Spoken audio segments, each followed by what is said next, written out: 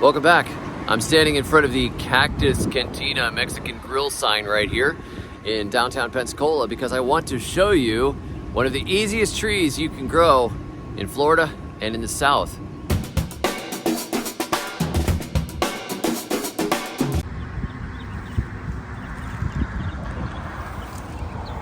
Driving along the highway here on the way to Pensacola Beach, and I noticed this. See this? This is a mulberry tree with mulberries on it. One of the easiest trees that you can grow in the deep South. How much effort do you think goes into taking care of this tree? Probably not very much. Great big fruits on it.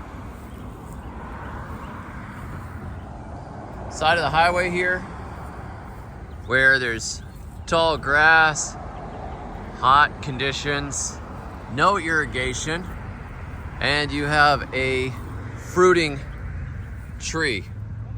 You try to do this with a peach tree, it's not going to do it for you. It's not going to be happy. This tree's doing just fine. It is loaded with gallons of organic berries. And not only that, somebody,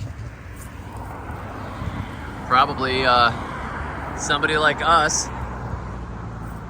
planted 2 of them, because this is definitely a fruiting type. Now, there are native red mulberries that grow around North America, but what you often see is improved varieties with lots and lots and lots of fruit that are a lot shorter. So like your white mulberries and your black mulberries, shorter tree, easier to harvest from, and often even better flavor than our native reds, which get gigantic. But here we are. There's fruit right here where it's not cared for. One tree right here for some reason.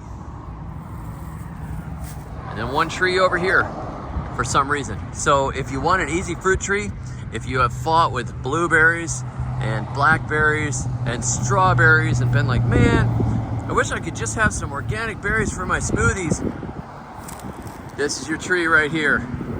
Get yourself a mulberry tree. What you need to grow is what likes your climate. And if you can find the trees and plants that like your climate, that will make your gardening a lot simpler. And if you want to learn a lot more about simple and easy gardening, go check out my new book, Minimalist Gardening. Minimalist Gardening, I'll put a link below. It's all about making it easy, and it's not much easier than sticking something at the edge of a parking lot and having it live. Catch y'all next time, and until then, may your thumbs always be green.